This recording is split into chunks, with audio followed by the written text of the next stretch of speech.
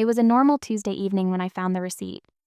I was cleaning out the drawer in our bedroom, the one Mark always said was his space, when a small piece of paper fluttered to the floor.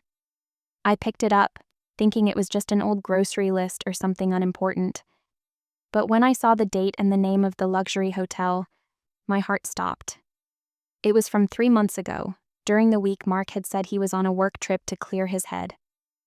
I remembered that week clearly because I had been so worried about him. He'd been distant for months, always saying he needed space, and I had tried to give it to him, thinking he was just stressed. But this receipt? It didn't make sense. Why would he stay at a hotel in the same city where we lived? I sat down on the bed, my hands shaking as I stared at the receipt. My mind raced back to that week. He had left on a Monday morning, saying he needed to focus on work and that he'd be back by Friday.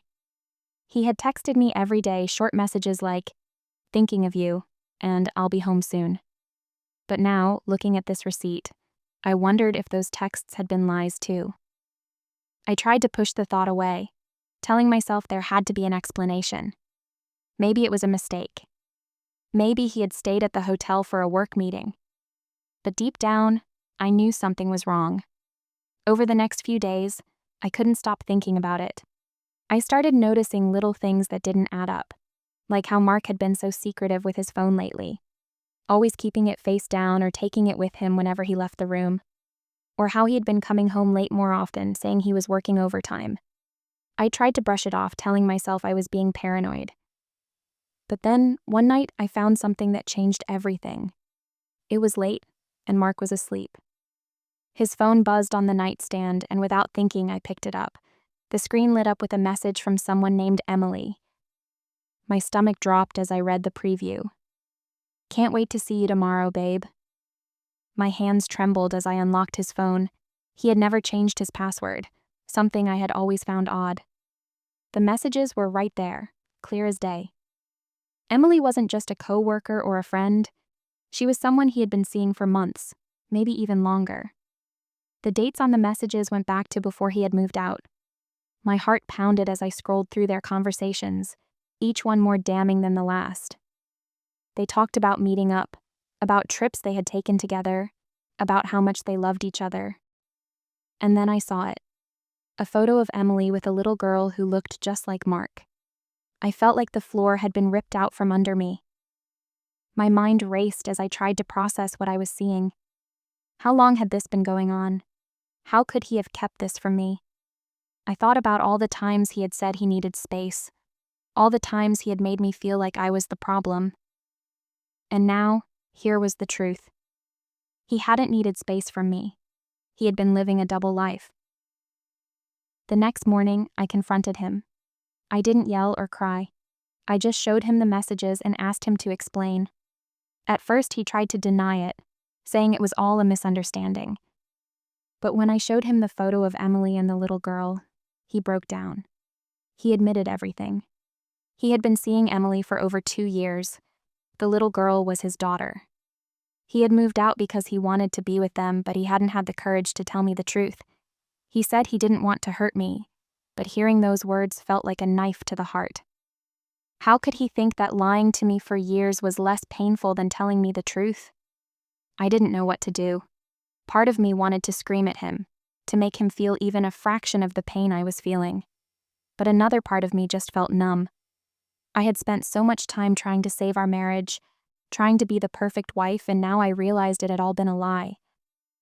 I told him to leave, and this time, I meant it. He packed his things and walked out the door, and I sat there in the silence, wondering how I was supposed to move on from this. But as the days passed, I realized something. I didn't need him. I didn't need his lies or his excuses. I had spent so long trying to fix something that was broken beyond repair, and now I was free. I started focusing on myself, on rebuilding my life without him. It wasn't easy, but with each passing day, I felt a little stronger. And then, one day, I got a call from a lawyer. Mark wanted a divorce. He had already started the paperwork and he wanted me to sign it. I didn't fight it. I signed the papers and sent them back, and just like that, it was over.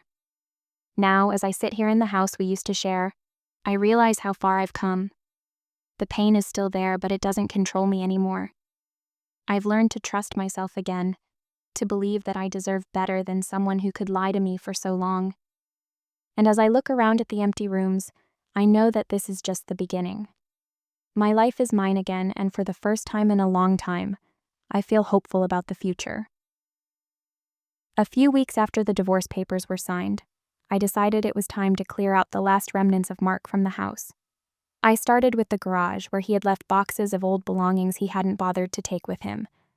As I sorted through them, I found a small, dusty shoebox tucked away in the corner. I opened it, not expecting much, but what I found inside made my blood run cold. It was filled with photos. Photos of Mark, Emily, and the little girl. There were pictures of them at the park, at birthday parties, even on what looked like a family vacation. The dates on the back of the photos went back years, long before Mark had ever mentioned needing space. My hands shook as I flipped through them, each one a punch to the gut. How could he have been living this other life for so long without me knowing? How could he have looked me in the eye every day and lied? I sat down on the garage floor, the photos spread out around me. My mind raced as I tried to piece together the timeline. The vacation photos were from 2 summers ago, when Mark had told me he was on a business trip. The birthday party pictures were from last year, when he had said he was visiting his parents. It was all there, right in front of me, proof that he had been lying to me for years. I felt a wave of anger wash over me, but it was quickly replaced by a deep sadness. I had trusted him completely, and he had betrayed me in the worst possible way. I didn't know what to do with the photos. Part of me wanted to burn them, to erase any trace of the life Mark had built without me. But another part of me knew I needed to keep them, not for him, but for myself. They were proof of what he had done, and I wasn't going to let him rewrite history. I put the photos back in the box and carried it inside, placing it on the kitchen table. I stared at it for a long time, trying to figure out what to do next. That's when I remembered something Mark had said during our last conversation. He had mentioned a bank account he had opened in Emily's name, one he had been using to support her and their daughter. At the time, I had been too shocked to process it, but now it clicked. If he had been funneling money into that account, it meant he had been hiding assets during our marriage. I grabbed my laptop and started digging through our old financial records. It didn't take long to find what I was looking for: a series of transfers to an account I didn't recognize, all made over the past few years. The amounts were significant, and they added up quickly. I felt a surge of anger as I realized just how much money he had been hiding from me. I called my lawyer and explained what I had found. She told me we could take Mark back to court and demand a share of the hidden assets. It wasn't about the money. It was about holding him accountable for what he had done. I spent the next few days gathering evidence, pulling together bank statements, photos, and anything else that could prove my case. It was exhausting, but it also gave me a sense of purpose. For the first time in months, I felt like I was in control.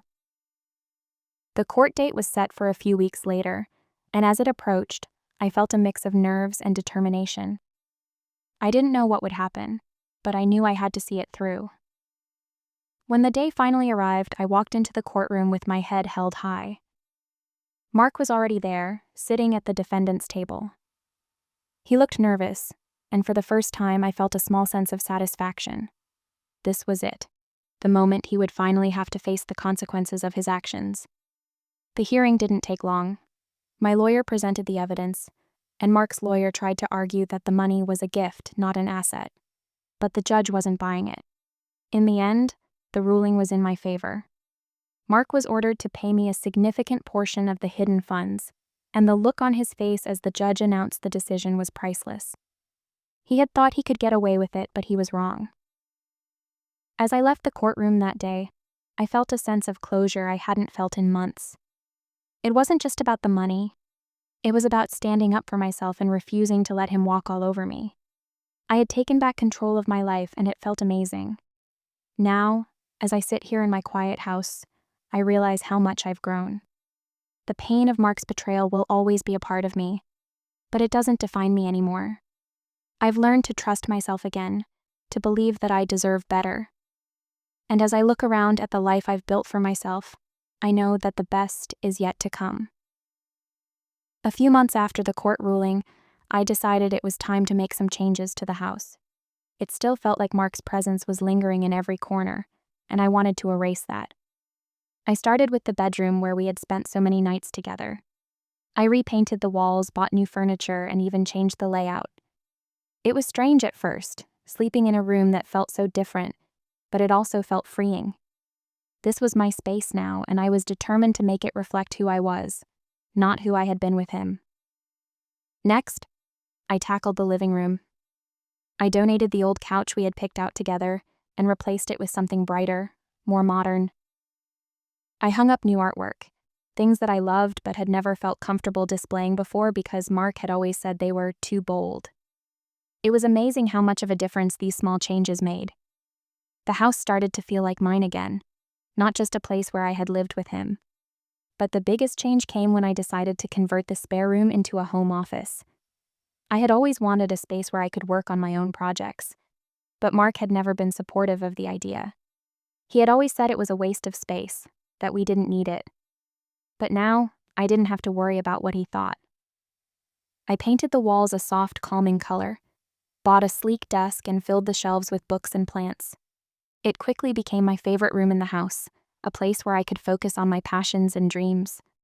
As I worked on the house, I also started working on myself. I joined a yoga class, something I had always wanted to try but never had the time for. At first it was hard. My body wasn't used to the stretches, and my mind kept wandering back to everything that had happened. But over time, I started to feel stronger, both physically and mentally. The classes became a kind of therapy for me, a way to let go of the past and focus on the present. I also reconnected with old friends, people I had drifted away from during my marriage. It was amazing how much I had missed their laughter and support. We started meeting up for coffee, going to movies, and just spending time together. It felt good to be surrounded by people who cared about me, who didn't judge me or make me feel like I wasn't enough. But the most surprising change came when I decided to start dating again. I hadn't planned on it. I had told myself I needed time to heal, to figure out who I was without Mark. But then I met someone. His name was Alex, and he was nothing like Mark. He was kind, thoughtful, and genuinely interested in getting to know me. We started out as friends, meeting for coffee or going for walks in the park. But over time, our connection grew stronger. He made me laugh in a way I hadn't laughed in years, and for the first time in a long time, I felt like I could be myself around someone. It wasn't always easy. There were times when I felt scared, when the memories of Mark's betrayal would creep back in and make me doubt myself. But Alex was patient. He never pushed me, never made me feel like I had to be anything other than who I was. And slowly, I started to trust again. Not just him, but myself. Now, as I sit here in my home office, surrounded by the life I've built for myself, I realize how far I've come. The pain of Mark's betrayal will always be a part of me, but it doesn't control me anymore. I've learned to trust myself again, to believe that I deserve happiness. And as I look around at the life I've created, I know that the best is yet to come. One evening, as I was organizing some old files in my new home office, I came across a folder I hadn't touched in years. It was labeled Future Plans, and inside were all the dreams and goals I had written down before I met Mark. There were sketches of a small business I had wanted to start, notes about traveling to places I had always wanted to see, and even a list of books I had planned to write. Flipping through the pages, I felt a pang of sadness. So much of what I had dreamed about had been pushed aside during my marriage, buried under Mark's needs and expectations. But now, as I read through those old notes, I felt a spark of excitement. Those dreams were still there, waiting for me to pick them up again. The first thing I decided to focus on was the business idea. It was something I had always been passionate about, a small online store selling handmade jewelry. I had dabbled in making jewelry as a hobby years ago, but Mark had never taken it seriously. He had always said it was a cute little project, but never something that could be a real career. Now, with no one to dismiss my ideas, I threw myself into it. I spent hours researching suppliers, designing pieces, and setting up a website. It was hard work, but it was also incredibly fulfilling. For the first time in years, I felt like I was doing something just for me. As the weeks went by, the business started to take off. I got my first few orders, and the positive feedback from customers gave me the confidence to keep going. I even started attending local craft fairs, where I met other small business owners who became friends and mentors. It was amazing how much support and encouragement I found in the community, something I had never experienced with Mark. He had always made me feel like my dreams were too small, too insignificant. But now, I was surrounded by people who believed in me. Around the same time, Alex and I started spending more time together. He was incredibly supportive of my new venture, often stopping by with coffee or helping me package orders when things got busy. It was such a contrast to how Mark had treated me, and it made me realize how much I had been missing. Alex didn't just listen to my ideas, he celebrated them. He made me feel like I could do anything, and that kind of support was something I had never known before. One weekend, Alex surprised me with a trip to the coast. It was something I had mentioned in passing, how I had always wanted to see the ocean but never had the chance. When he showed up at my door with a packed bag and a grin on his face, I was speechless. We spent the weekend walking on the beach, exploring small coastal towns and just enjoying each other's company. It was the first time in years that I felt truly free, like I was living the life I had always wanted.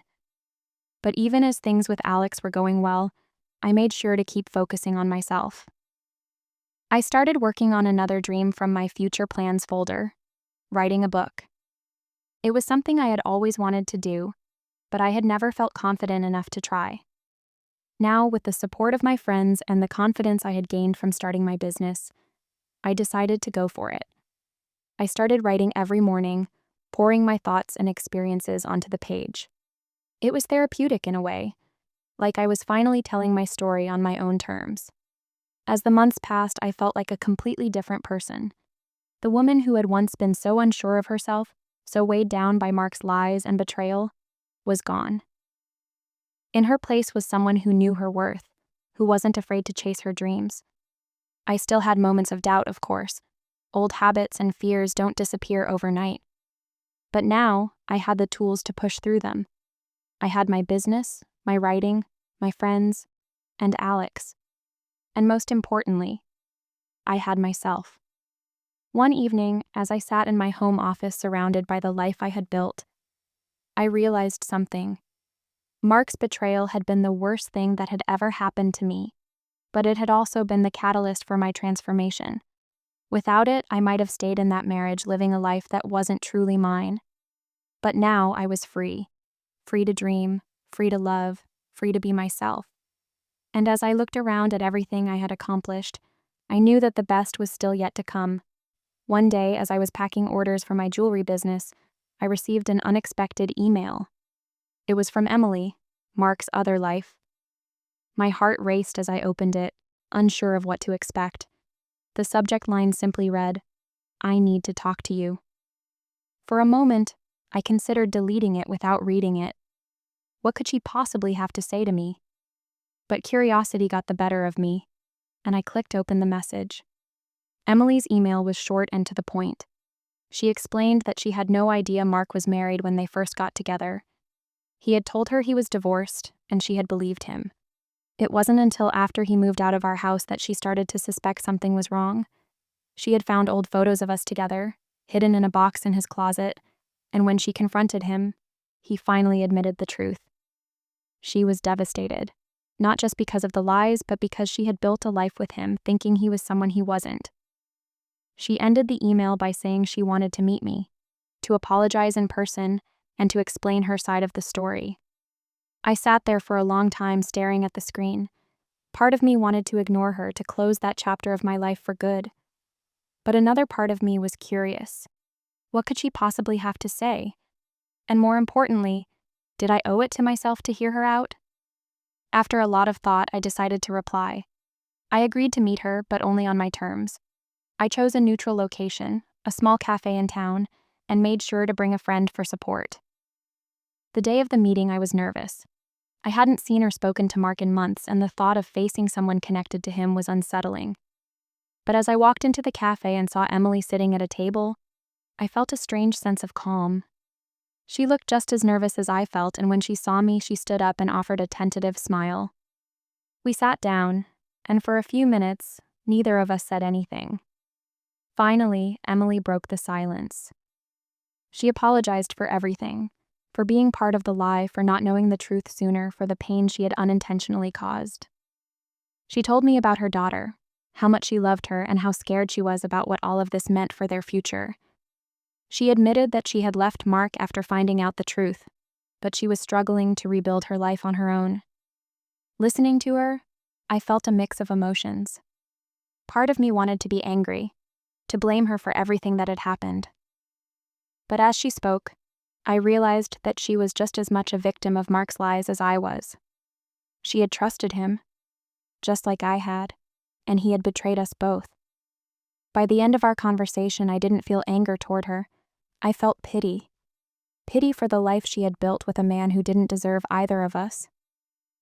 As we left the cafe, Emily thanked me for meeting her. She said she didn't expect forgiveness, but she wanted me to know that she was sorry.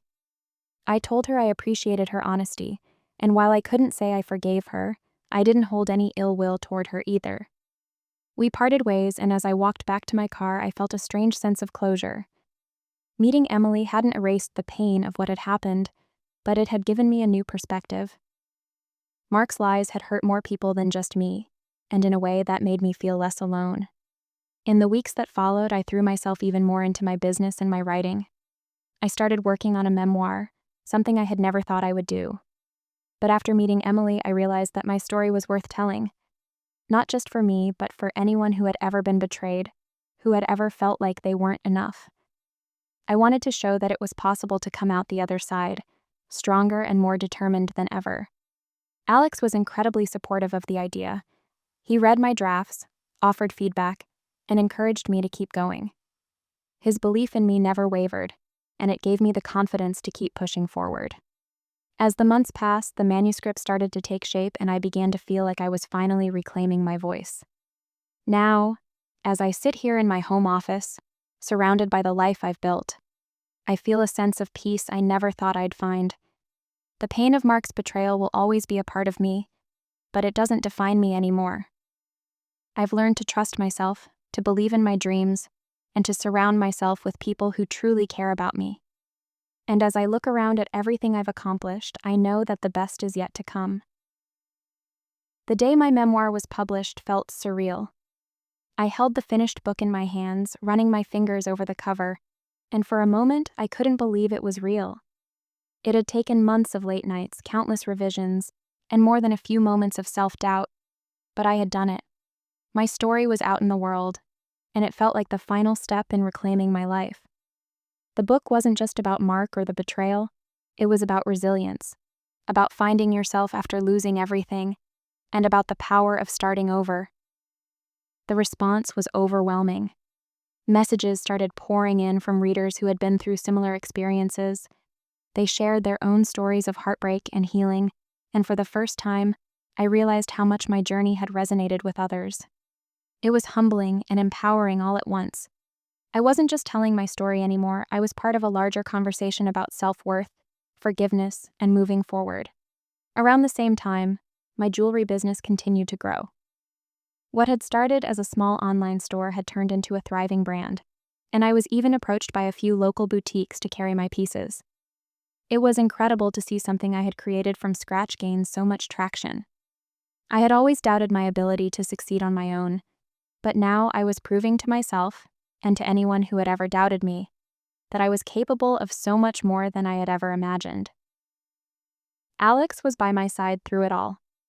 He celebrated every milestone with me, from the first book signing to the day my jewelry was featured in a magazine. His support never wavered, and it made me realize how much I had grown since the days when I had let Mark's opinions dictate my worth. With Alex, I felt seen and valued in a way I never had before. He didn't just love me, he believed in me, and that made all the difference. One evening, as we sat on the couch after a long day, Alex turned to me and said, "You know, I've never met anyone as strong as you. I laughed, brushing it off, but he was serious. "I mean it," he said.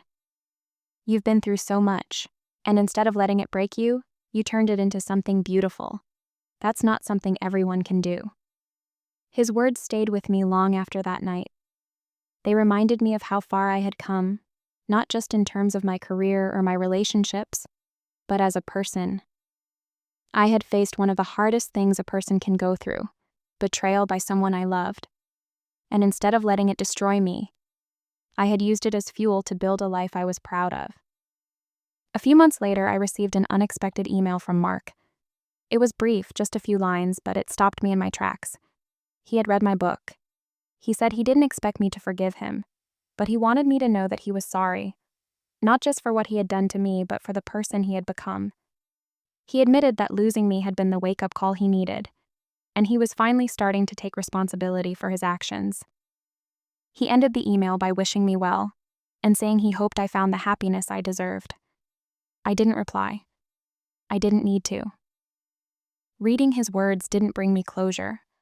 I had already found that on my own. But it did remind me of how much I had grown. The woman I was now wouldn't have tolerated the lies, the manipulation, or the disrespect. She knew her worth, and she wasn't afraid to walk away from anything or anyone that didn't value her. Now, as I sit here in my home office, surrounded by the life I've built, I feel a deep sense of gratitude. Gratitude for the lessons I've learned, for the people who have supported me, and for the strength I didn't know I had. The journey hasn't been easy, but it's been worth it. I've found my voice, my passion, and my happiness. And as I look ahead to the future, I know that whatever comes next, I'll be ready.